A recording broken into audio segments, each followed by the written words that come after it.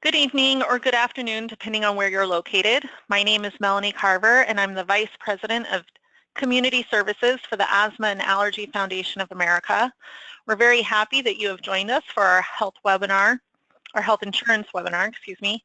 This is an important topic that affects us all, and so we hope we can provide helpful information about navigating health insurance and advocating for your healthcare needs. We have a few items to run through before we start. AFA's webinar series is a part of our independent education program. This webinar is made possible in part through a grant from Mylan Specialty. We rely on donors and corporate partners for the financial support that enables us to develop free educational programs for families. Please take note that the webinar will be of a general nature only and is not medical or legal advice. If you have questions during the presentation, you can enter them into the questions box on the GoToWebinar platform that is displaying on your device. At the end of the presentation, we will answer audience questions as time allows. We will also be giving away prizes to 3 randomly selected attendees, so be sure to listen for your name.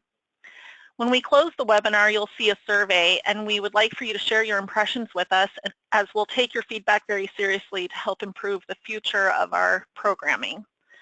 Today's webinar is being recorded. You'll receive a follow-up email within a few days, and it will have a link to the video as well as a list of related resources. We're going to launch a couple of questions for you before we begin. Please take a moment to vote for your answers, and this is going to help us learn more about our audience today.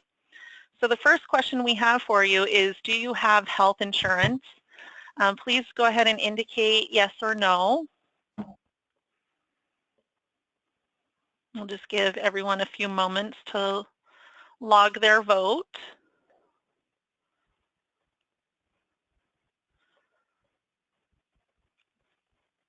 Okay, and then we'll move on to the second question. Do you worry about being able to afford health insurance? And when that screen pops up, can you please vote yes or no?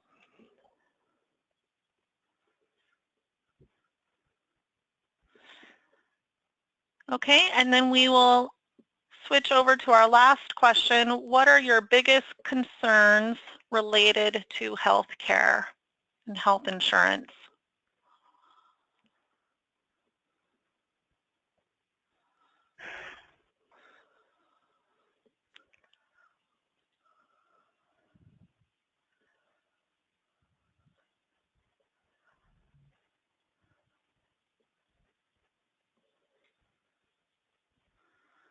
Okay, we'll give you a few more seconds to log your votes, and then I'm going to introduce our guest speaker for this evening, Prue Fitzpatrick.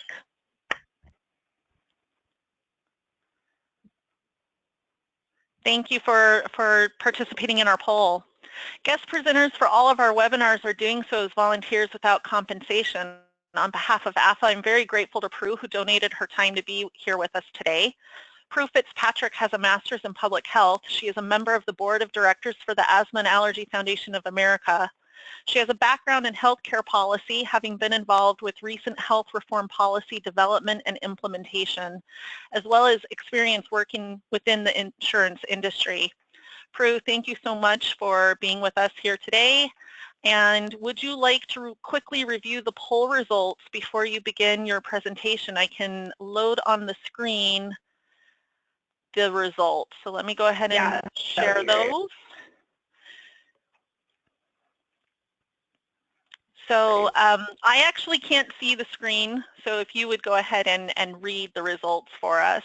Yeah, so do you have health insurance? It says 100% people said yes. Don't know how many people actually took the poll, but so far we're off to a good start with people with health insurance. Okay, great. We'll switch to question number 2. Let's see, do you worry about being able to afford your health care? 70% said yes, and 30% no. Okay, and the final question will be coming up shortly. This is an interesting one. So what are your biggest concerns related to health insurance? We have 38% said my monthly premium costs. 71% said my out-of-pocket costs. 43% my deductible, 29% finding a doctor or specialist who takes my insurance, and then 43% affording medicine. That's an interesting breakdown. I'm glad to see that, and we'll go through a lot of these topics, and we'll certainly be paying attention to the out-of-pocket costs, so that's great.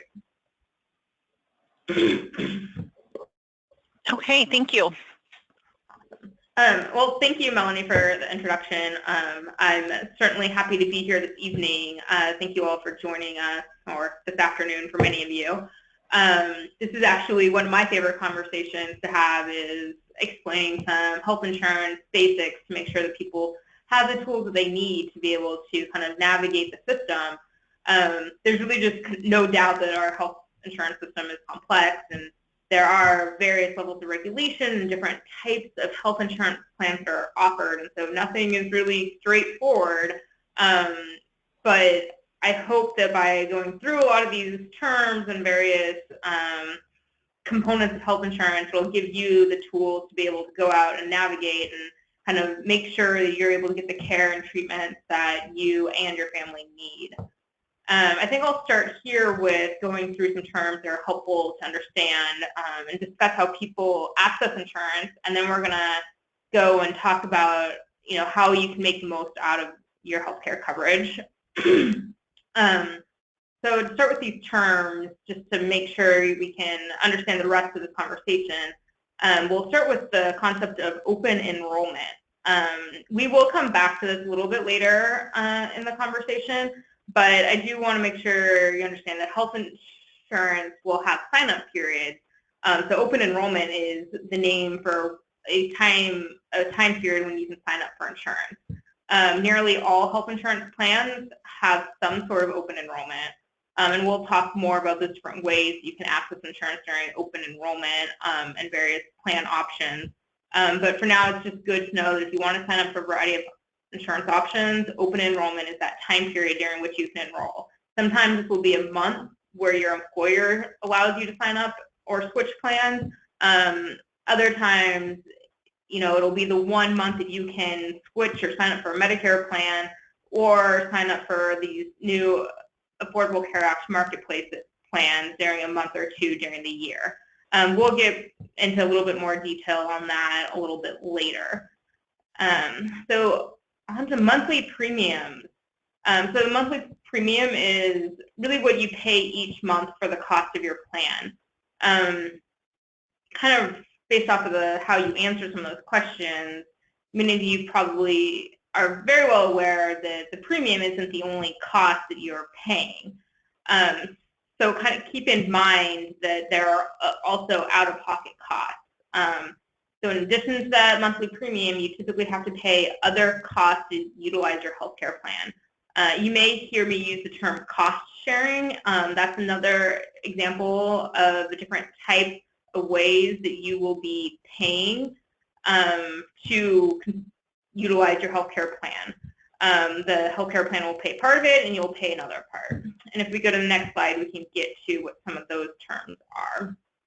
So your deductible is the amount you pay for covered services, usually each year, before your insurance plan really starts to pay. So for example, if you have a $1,000 deductible, you pay for covered services until you reach that $1,000 amount, at which point you only have to pay a copay or co-insurance, which we're going to discuss further. Most health plans will also pay for certain services, such as routine doctor's visits, before you hit your deductible. You may have to pay a copay for those, but you may be able to pay without paying the full amount out of pocket. You may be able to have certain routine services before your deductible. Some plans will have separate deductibles for different services, such as prescription drugs.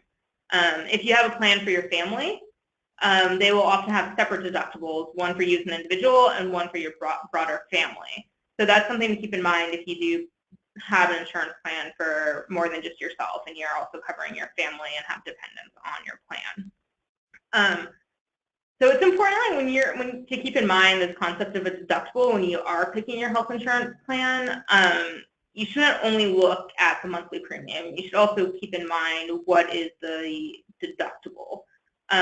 You know, some plans might have a higher deductible in order to keep the monthly premium lower, and some might have a higher monthly premium, but you may in return get a lower deductible. So to further talk about various types of cost sharing, we'll go over what the concepts of co-payments and co-insurance are. Which I think would be in the last slide again. So co-payments is what would be the fixed amount that you pay for covered healthcare services after you reach your deductible. In some cases, it may apply before your deductible. So for example, a routine visit with your primary care provider may cost $15. That would be a $15 copay. And a visit to an asthma specialist or some other specialist might be a $30 copay. That's just a flat dollar amount that you pay for that service. Once you meet your deductible, that's that flat amount, in some cases before your deductible. Co-insurance is a similar concept of what you're paying for a service after your deductible. However, while it's similar to copay, instead of being a fixed amount, it's a percentage of the cost of your service. So, for example, instead of paying $15 for your visit to the specialist, you would pay 15% of the cost of that visit to the specialist. That, in some ways, is this concept of a little bit more skin in the game of you're paying an actual relative to the value of the healthcare service, what that true cost is, you're paying a portion of it rather than just a flat dollar amount no matter what the cost is. So those are kind of basic concepts of what cost sharing are. And if there's further questions, we can talk about those later. I think if we go to the next slide, I know I've used the term covered services a lot. Basically, this means what your healthcare plan will pay for. This includes medical treatments, prescription medicines. Your healthcare plan doesn't cover all services, so it's really important to understand what they do cover. Good ways of doing this are now under the Affordable Care Act, insurance companies will provide you with what's called a summary of benefit and coverage, and that's where they clearly have to lay out a broad summary of what they have to offer. So this is the first thing I do when I'm looking at plans or get a new healthcare plan is I go to that summary of benefits and coverage, and it'll list, you know, what a routine visit to my primary care provider, what the copay will be for that. If I go in-network and out-of-network, which we'll talk about further. And then there's a more detailed document that's your explanation of benefits. So this is where you can find what services are actually covered. And a little bit later in this presentation, we'll kind of talk about what types of services are often covered by a health insurance plan. Another helpful term to know is networks. When you hear network, it's not really a term about the internet or some technology, but rather it refers to providers and facilities that have contracted with your health insurance plan to provide care. So if you are in network, or not you, if a provider or a facility is considered in network, then that means that the health plan has an agreement with that provider for your health care. So co-payments and other cost sharings are generally less expensive if you use in-network providers. If they are out of network, then there's not an agreement between your health insurance plan and the provider, and your costs are generally going to be higher to see a healthcare provider that's out of network. This brings us to the topic of what is an HMO and what is a PPO. These two terms you'll hear thrown around. HMO is a health maintenance organization, and a PPO is a preferred provider organization. So, what does that really mean? So with a PPO, these are two very common plans, but with a PPO, you can largely go to any healthcare professional that you want to go, typically without a referral, inside or outside of your network. Going outside your network, you might pay more, and some services might not be covered. But if you have an HMO plan, you often pick a primary care provider who will help coordinate all of your health care services. And coordinate often means they'll be the ones that responsible for providing referrals to any other healthcare services you need. So in order to see a specialist, if you're on an HMO plan, you typically need a referral from your primary care provider.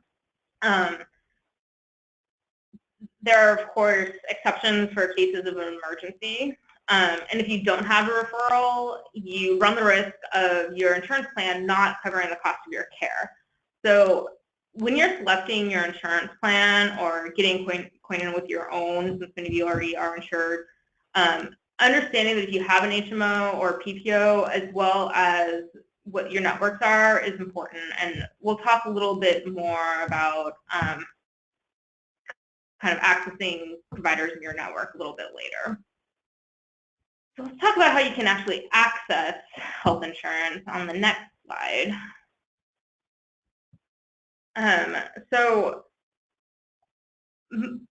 most Americans, really millions of Americans, get their health insurance through their jobs and their employer-based healthcare system.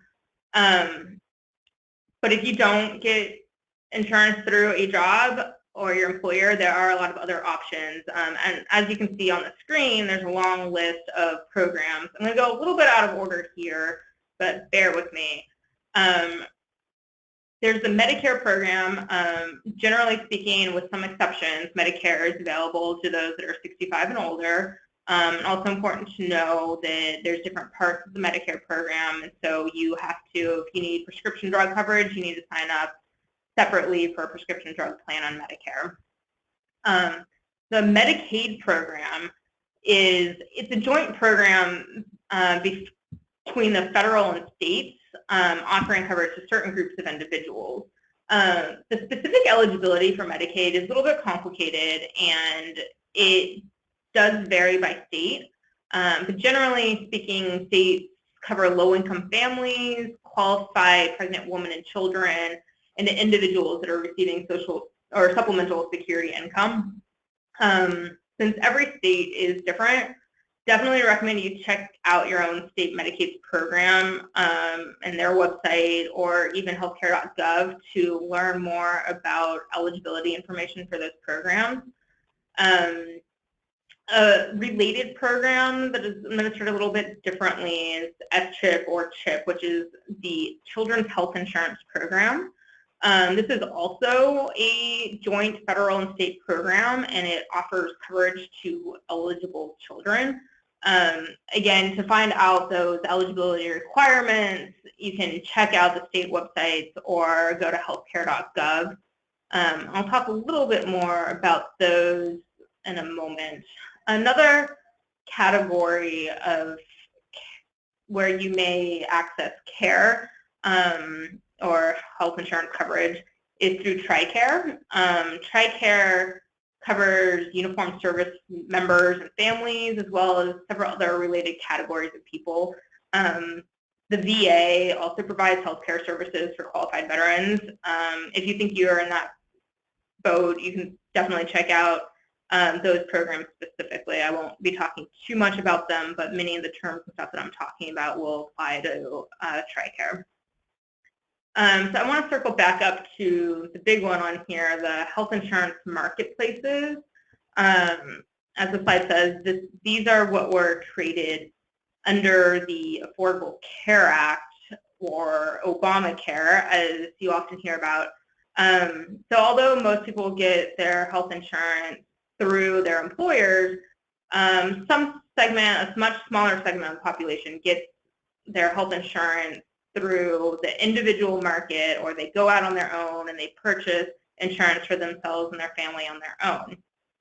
There's what is called marketplaces, or interchangeably people use the term exchanges, where you can go and pick a healthcare plan to sign up for. So I do want to spend a little bit of time talking about this, since it's a little bit newer. It's certainly what we hear a lot about in the press, and lots of discussion around these. So if you don't have health insurance, or if you're otherwise uninsured, if you're not getting health insurance through your employer, you can go to healthcare.gov and sign up for an individual market plan for you and your family. As I mentioned earlier, you can do this during open enrollment. There's usually, a month or 2 or 3 during the year, and as these have launched, the timing has differed. I think this year will be starting in November, where you can sign up and pick a health insurance plan for the next year. In select circumstances, you can enroll outside of open enrollment. So if you're looking for a plan now and you missed open enrollment, there is a chance that you would qualify for what's called a special enrollment period. You may qualify for that if you have some sort of life qualifying event, such as losing a job or you moved, in some cases, birth of a child. There's a variety of ways that you could qualify for that. So if you need health insurance and you're, someone else who needs health insurance and it's not open enrollment, I still always recommend that you go to healthcare.gov and just check out your eligibility, answer some of the questions that they ask about yourself and your personal situation, and there's a chance that you would qualify to sign up. Often when you enter that type of information, it's kind of a one-stop shop, and you'll be able to find out if you or your family or kids may qualify for Medicaid or the CHIP program. So that's another place, because some of those programs have rolling admissions, rolling time periods where you can sign up throughout the year. So although there's open enrollment, feel free to check it out. If you are in need of health insurance, there is a chance that you would qualify for a special enrollment period. The other thing that's interesting about the marketplaces is that there's a chance that you can qualify for financial assistance to help you afford your premium, and in some cases even cost sharing. So when you go to healthcare.gov, you can find out if you're eligible for financial assistance based on your income and family size, and you just answer some questions about yourself, and it'll let you know if you can get financial assistance to bring down the cost of your monthly premium. As I mentioned, in some cases, if you're within certain income categories, you may also qualify for cost-sharing reduction payments. What this means is all those costs that we were talking about earlier, co-payments, co-insurance, deductibles, all those could be lowered if you do meet those requirements. So it's always worth checking out if you're looking for health insurance.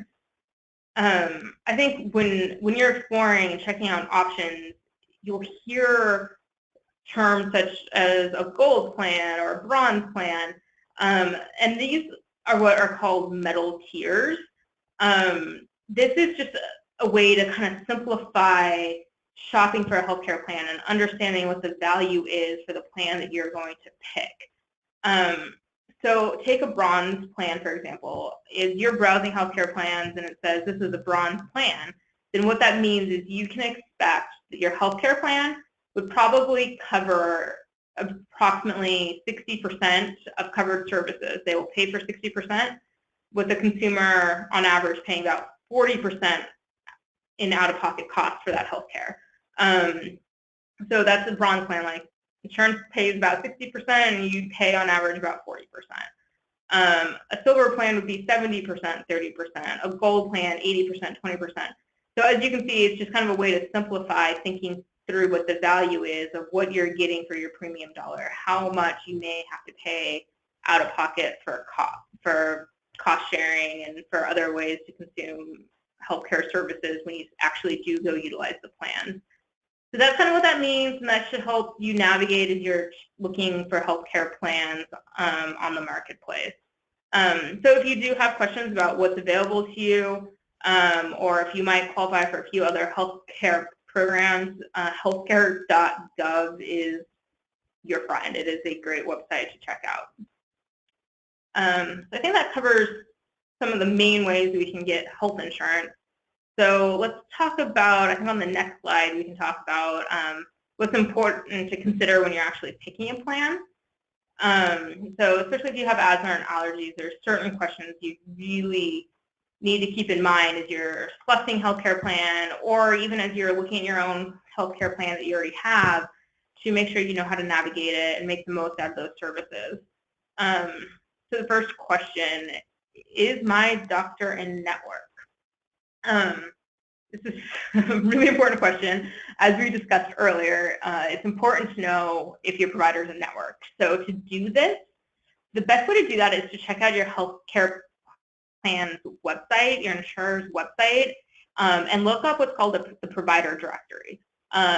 Insurance companies are required to have them and show like who is actually in network for your specific healthcare plan. Now remember, a lot of big carriers of health insurance companies have may have different plans. So make sure you have your plan specific information when you're looking for whether or not a provider is in network on the provider directory. The other thing that I would also recommend you do is calling your actual healthcare provider directly to make sure that the insurance carrier you do have is covered by them. Sometimes you'll hear stories that provider directory wasn't up to date or something like that. So if you already have a primary care provider or specialist or someone that you see and you know you'll be getting services from them, I think it's always worth a call just to make sure that they are currently accepting your plan, since sometimes that will change. The same thing kind of applies to the next question. Does the plan cover care from an asthma and allergy expert? If there's a specialist that you normally see or a certain type of specialist, just make sure you check the provider directory and see who's in your healthcare plan's network to make sure that you're keeping those out-of-pocket costs down. That's a good idea. The other thing is, in terms of specialists and types of services that are covered by a specialist, that's another good place to look back to your summary of coverage and benefits, just to make sure that you understand what your plan covers. It does a pretty good job laying that out in plain language on that. And of course, for more details, you can go to the explanation of benefits as well. Yeah, I think that covers that. So what medicines are covered by the plan? So one thing you should definitely do is look for the drug list or the formulary. We're going to talk more about this in a minute. So let's keep going to the next slide, and we'll come back to formularies. So that'll be a bigger discussion. So is a referral required to see a specialist? As we've discussed before, it is possible that your health plan may require you to get a referral to see a specialist before your plan will cover that visit and the services that provided. This is definitely likely if you have an HMO plan, as I mentioned. You should always check to find out if you'll need a referral from a primary care provider before going to see the specialist. You just don't want to be surprised later by a bill that because you just didn't initially get a referral and one was needed. What kind of treatments for asthma and allergies are covered by the plan? Again, the answer to this, go check out your summary of coverage and benefits and the plan benefit explanation of benefits. You know, if there are services that you know you routinely use or you may have to use in an emergency, call your health insurance plan and make sure that they are covered before you pick a plan. If you're wondering now and you can't find your explanation of benefits, if you're having a hard time reading it, let's be honest, these things are not always simple. Feel free to call your insurance company, call your plan, ask them those questions of like, hey, I know I'm going to be utilizing these services. Is it covered under my plan? Do I need to be in network? Those are some good questions to ask when you call. Keep in mind things like medicine, laboratory tests, lung function tests, visits to see a specialist. These are all costs will add up. So I think generally with health insurance, sometimes, especially with some of these chronic conditions, such as many of us in the AFA community have, you kind of know what type of routine care you may need in addition to emergency services. So think through what you might need yourself and feel free to call and ask those questions if you don't see the answer clearly within the summary of benefit and coverage or your explanation of benefits. So will the plan pay for more advanced treatments, or will it limit the kind of treatment I can receive? So basically everything I just said, get familiar with your plan, read that summary of benefit and coverage. I can't say it enough times. Make sure you understand the cost sharing requirements and the specialists that are in your network. Don't be afraid to call and ask questions. Honestly, every plan is different, so take the time to get acquainted with it.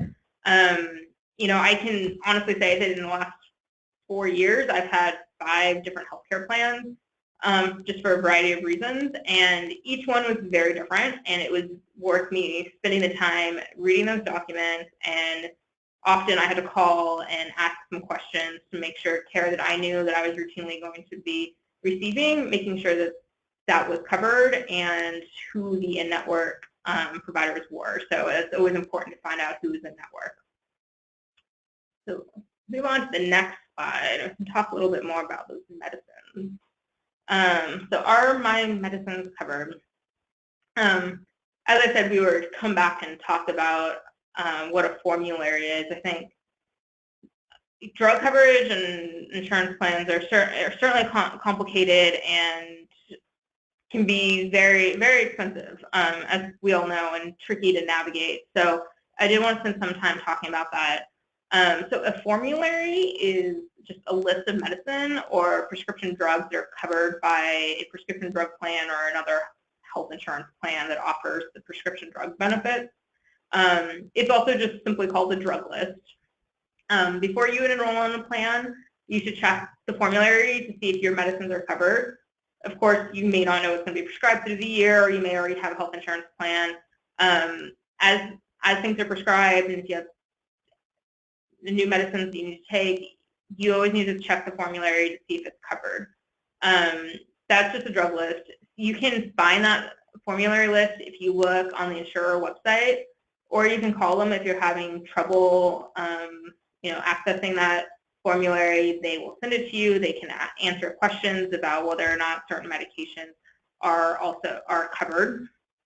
And there's other things you should pay attention to with the formulary list.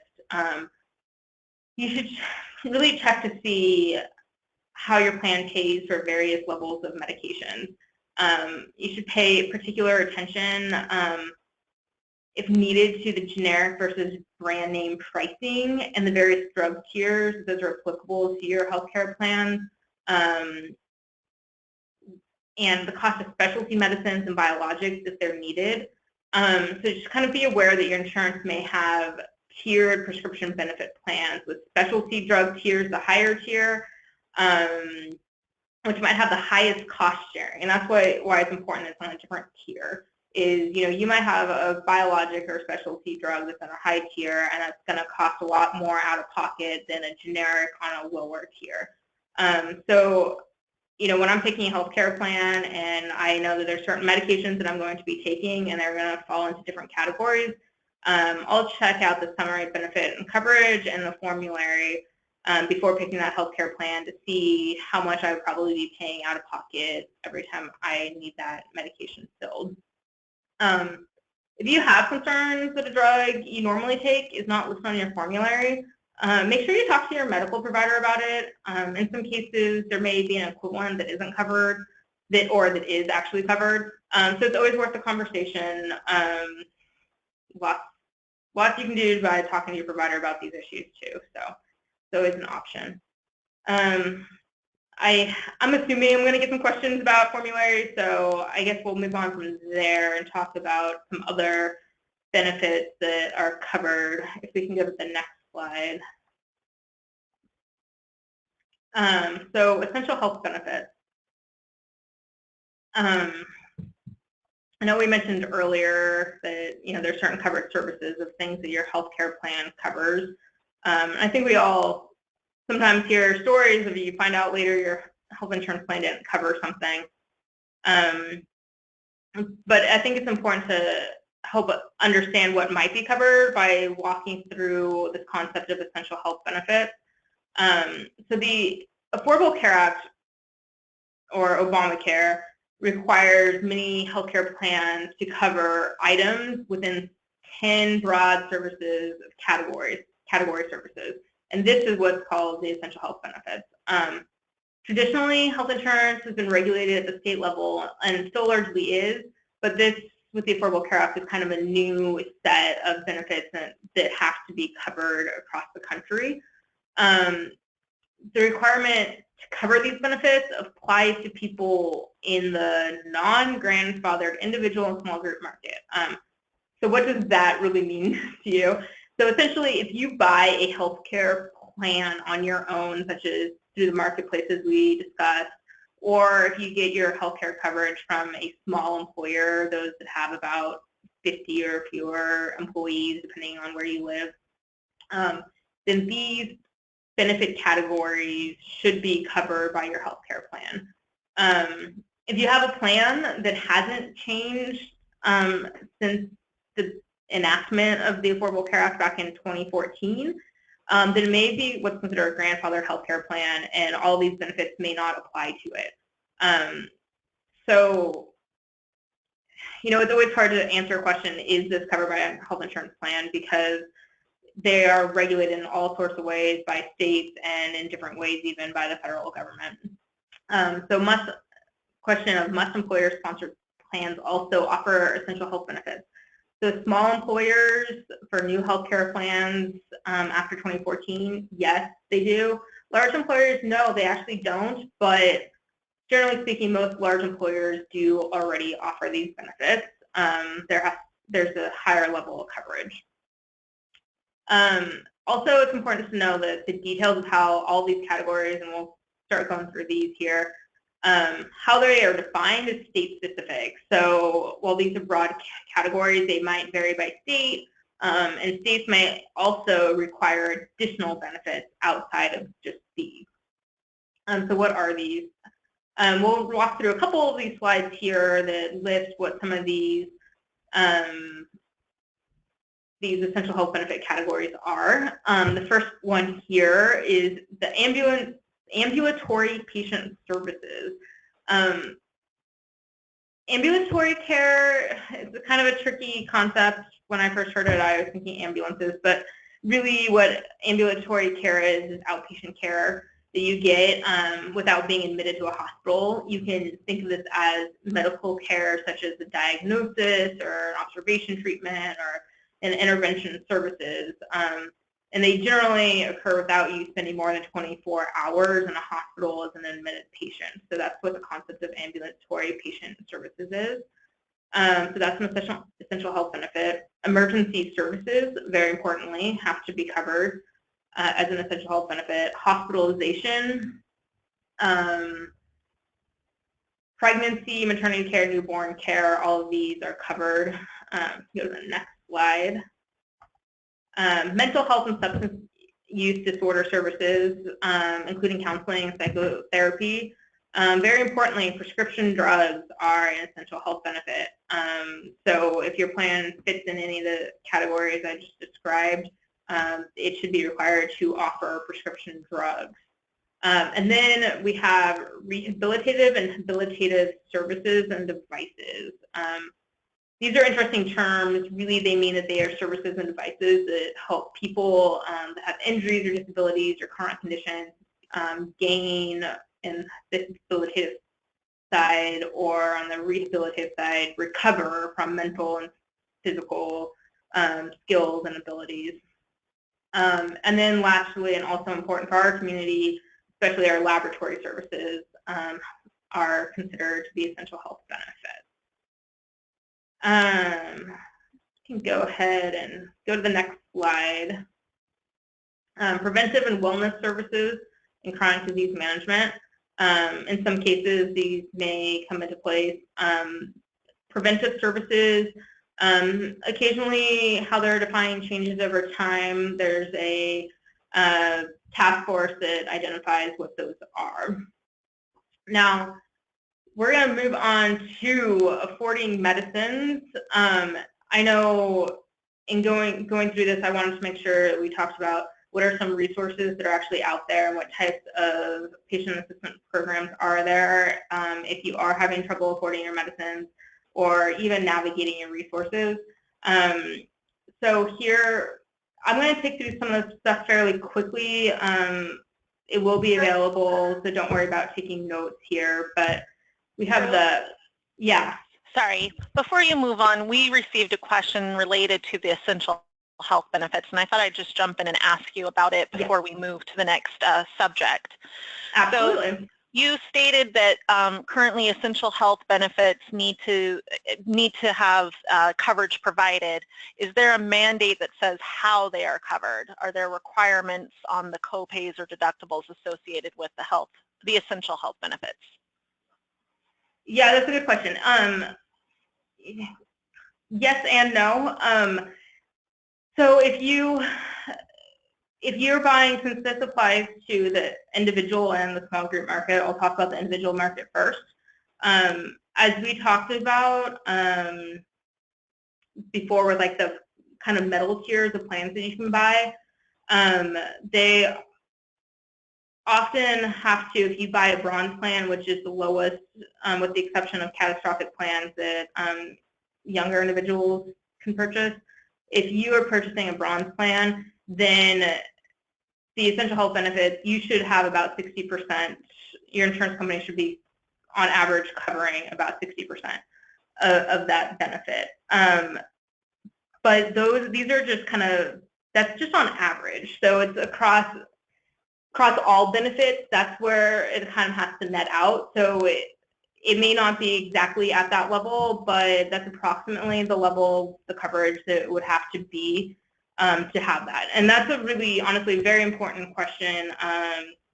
As changes to the Affordable Care Act are debated, that's a question that keeps coming up, and people are kind of forgetting about, of making sure that there's actually a level of coverage kind of for value, like the dollar value of what's going to be covered. So there are kind of some of those limits. So if you do have a silver plan, it's going to be covered. You'll have more, you'll probably have less cost sharing for those covered benefits than if you had a bronze plan and so on. In the small group market, I do believe that it might be around 60%. Not sure off the top of my head, but that's a great question. Generally speaking, they actually have to have some value behind them to be considered those essential health benefits and to meet the coverage mandates for that. Thank you. That kind of clears it up. If there's no more questions about that, and I can answer some questions later. As I said, we'll probably go through these fairly quickly, but because these sources are all online and available to you, and you can come back and check them all out. We'll talk about some efforts that some of our regional AFA chapters have to help patients afford their programs. We'll go through online resources to find assistance and compare prices, check out some foundations, patient discount cards, and also just some of the patient assistance that's actually available from drug manufacturers. Get the next slide. So our St. Louis chapter has a program called BREATHE, which I love the name of, Bridging Resources to Encourage Asthma Treatment and Health. So this program is largely for children. They provide prescription assistance, equipment, education, and support for qualifying children. There's the website for our folks in St. Louis to check out. Then our Michigan chapter in the Grand Rapids area, they offer a local fund. Assistance is temporary and income-based for people of all ages. And again, you can check out their website for more information. It's great that our chapters are doing some of this work. In Massachusetts, our New England chapter, so they'll help assign a case manager to help you. I know sometimes it's just managing and navigating these systems, so it's great that this resource is available. Affording Medicine online resources. So the Partnership for Prescription Assistance, or PPARX, PPARX.org, it makes it easier. They have available resources to make it easier for the uninsured and underinsured patients to get discounted prescription medicine through existing patient assistance programs. There's a lot of partners involved from various industries and nonprofits and the medical associations. Some of these as we go through these, some of these are fairly similar, but lots of resources to check out. RxAssist. This is a database that allows you to search for all patient assistance programs. And they also offer a prescription drug card, which may allow you to go to a pharmacy and get a discount on your prescription in qualified circumstances. GoodRx. So you can look up geographically pharmacies that are near you. You can print coupons and if you qualify for them and use them at your local pharmacy and be able to actually compare between pharmacies which one's cheaper. Select Care Benefits Network, membership base for people without any drug coverage. So I know it seems like many of you on this webinar already have coverage, but if you are uninsured or underinsured, you can check out this website. The Health Well Foundation, individual grants to eligible individuals in need of assistance. It'll also help with, all the cost sharing that we discussed and premiums and deductibles. So, FamilyWise, you can just kind of look up various drug prices, and there are often discount cards as well for your users.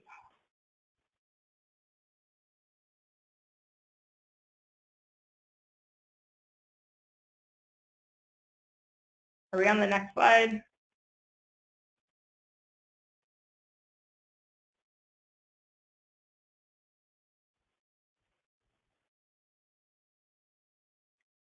So one thing you can always do if you're having trouble affording your medication is you can talk to your provider to see if they have any discounted programs or any recommendations, but you can also try contacting the manufacturer or look up that drug company's information because they often offer patient assistance programs which can help provide discounted or free medicine if certain patients are eligible.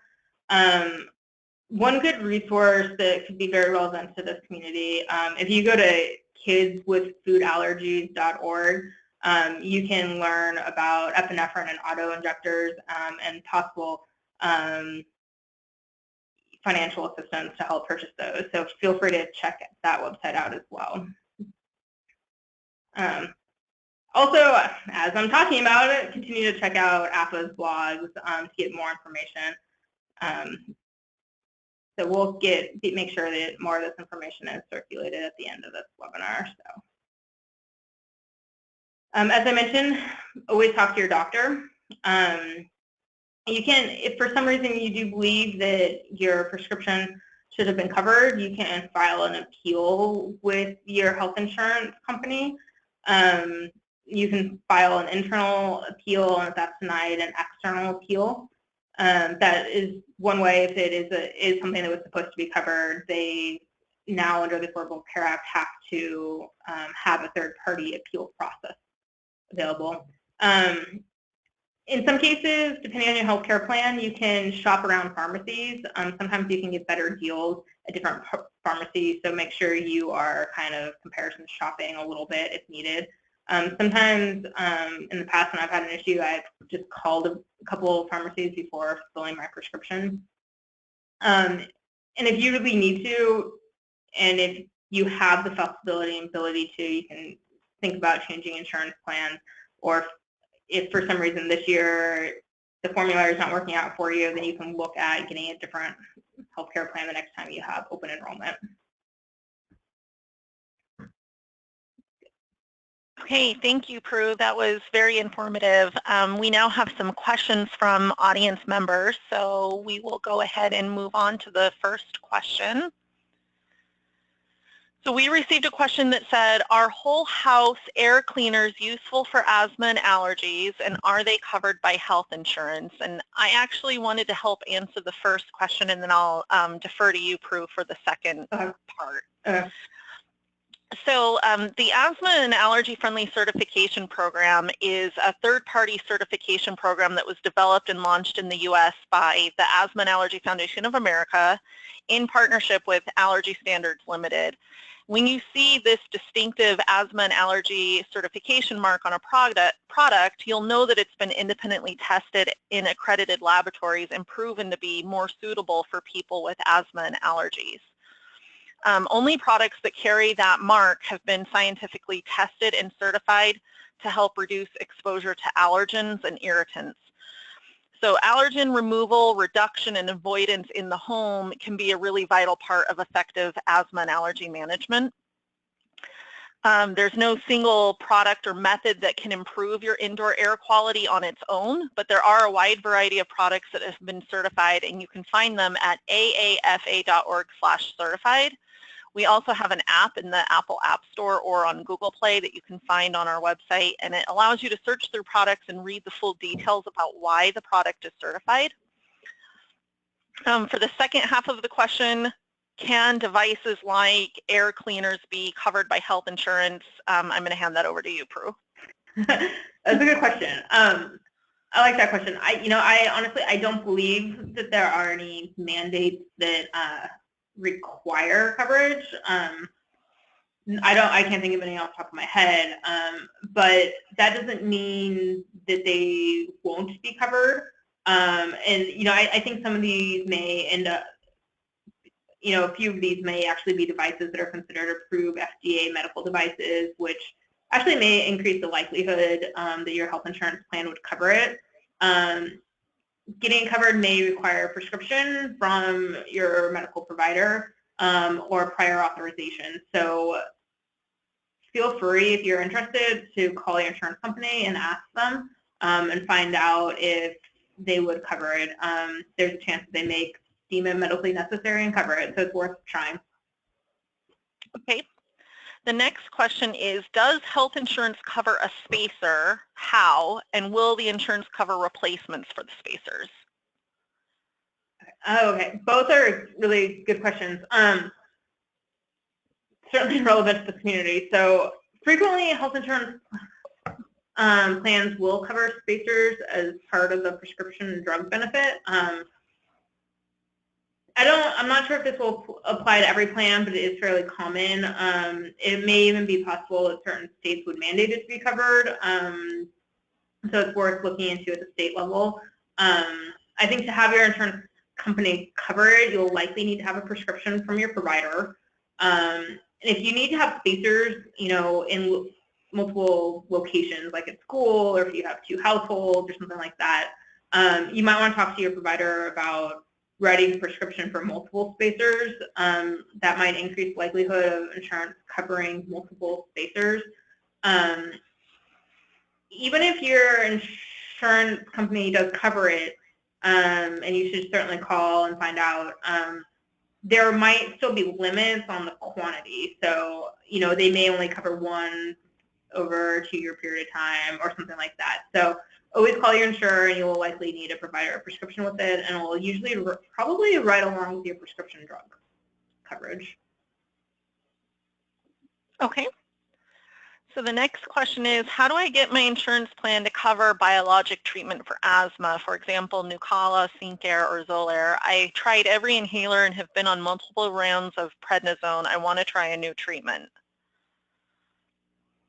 Good question. So part of this is a little bit of what we talked about earlier, that, checking your explanation of benefits and your formulary to see what's covered, especially your summary of coverage and benefits might be a simple place to find out how they might treat specialty drugs and biologics and whether or not other requirements might apply. This might be a good time to talk about a little bit more of the nuance of formularies and stuff. In some cases, there might be a requirement for prior approval or step therapy. And in step therapy, that's where a patient might have to try something less expensive that, evidence-based research has shown are largely regarded as being just as effective as the biologic, but are less expensive or just kind of any high-cost drug compared to that. They may require you to try it before the insurance will actually cover something as expensive as a biologic. So step therapy is something that is included in your healthcare plan. You'll definitely need to make sure you're working with your provider. Make sure your provider, your doctor, is aware that this is the case of your insurance coverage and work closely with them. I'd say there's also a chance that your insurance may have the tiered prescription benefits, as we discussed earlier, meaning that your out-of-pocket cost might be a lot higher for a biologic or any other type of specialty drug. If it's on the highest tier, that's not uncommon. You might just have to pay a higher copay or co-insurance for that drug. And I guess this is another moment worth talking about, that since biologics are so expensive, and they can be, it's a good reminder that under the ACA, the Affordable Care Act, most health insurance plans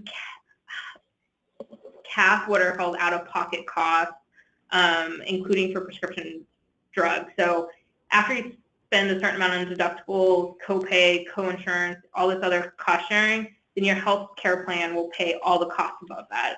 So it might be really expensive for a month or two, but you paid all of that money, then your health insurance plan for the next 10 months would cover the rest of it if you go above the out-of-pocket maximum. Hope that one helps. That was a really good question. Thanks. Okay.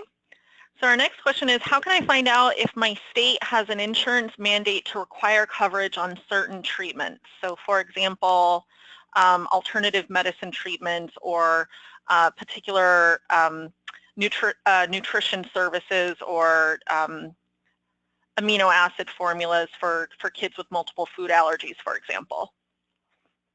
Yeah, so a lot of states do have a lot of additional mandates that aren't on the federal level. I think the best way you can do that is your state insurance commissioner or division of insurance would have all of these resources in one place. So I would try calling the office of your division of insurance or the insurance commissioner in your state, or check their website. Calling or checking their website is a great place to find that information. Okay. And how do I file an appeal with my insurance company for denial of services? Okay. Yeah, we just kind of quickly mentioned denial, so that's a good question.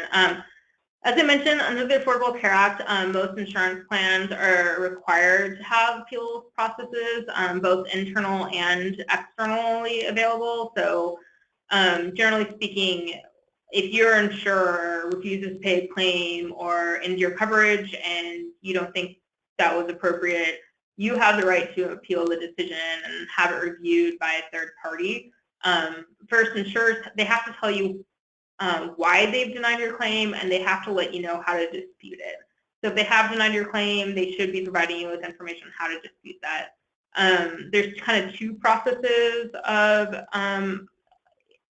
filing an appeal. One is an internal review, and the second is an external review. On the internal review, when you go through this process, your healthcare provider or you will file the claim to be reimbursed, and then if it's denied, they explain to you what the timeframes are and the certain circumstances are for how you can appeal that internally. To do that internal appeal, you'll have to fill out forms that are required by the health insurer and submit any additional information that you want to, if that's a doctor's note or other information about your condition, anything to back up your case. There are time limits for when you have to do this. I don't know all of them off the top of my head. And if for some reason you're denied there, then you have a right to third-party outside appeal and external review. So if you're still denied, you usually have 60 days to file and submit that. And each state has a different external review process. If your state does not have one, the federal government has set one up for you. There may be what are called CAPs, or consumer assistance programs, in your state. They can help you do this, and you can also contact your division of insurance for assistance as well. I have, in helping other friends, I have found tremendous resources. If you go to healthcare.gov, and look up file an appeal, you can get all this detailed information with timelines and all that type of information that you would need. So feel free to use healthcare.gov. Okay, thank you so much, Prue. The end of our time with everyone today is nearing, so that's all the questions we can answer today. As a reminder, we'll be sending everyone a recording of this webinar along with all the resources included. You've learned how to advocate for your healthcare, and we want to invite you to join together with us to take action on public policy issues as well. Asthma and allergies affect most people in the U.S. in some way, and advocacy and public policy work are important for protecting the health and safety of those with asthma and allergies. At AFA, we advocate for federal and state legislation as well as regulatory actions that will help you. AFA works with key stakeholders to help shape legislation and regulation that impacts people with asthma and allergies, mainly around these three core areas. One is access to affordable quality health care. 2, to maximize research funding. 3, to promote prevention, screening, environment, and lifestyle interventions.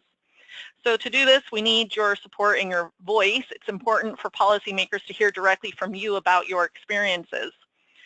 So we provide an easy tool for you to do just that. Go to afa.org/advocacy to join our action network, and you'll be able to track bills, contact your legislators, and submit letters and comments to policymakers on issues that are important to you. For today's Watch and Win giveaway, we have a prize package that includes certified asthma and allergy-friendly pillowcases from Smart Silk and certified plush toys from Kids Preferred. We have randomly selected 3 winners to receive a gift package from AFA, and the winners' names are being announced in the chat box now. We will also reach out to you via email after the event. So I just wanted to again say thank you to our guest speaker, Prue Fitzgerald, and thank you to Mylan Specialty for providing grant support to make today's presentation possible. Thank you to everyone for attending. Don't forget to take the feedback survey when you leave, and keep in touch with us and stay tuned for special announcements about Asthma and Allergy Awareness Month, which occurs every year in May. If you'd like to see more programs like these, consider supporting AFA. You can go to afa.org/donate and see all of the many ways you can support our work on behalf of those with asthma and allergies. We also encourage you to join our online support communities if you haven't already. You can find the web addresses on the screen being shown right now. So thank you again, everyone.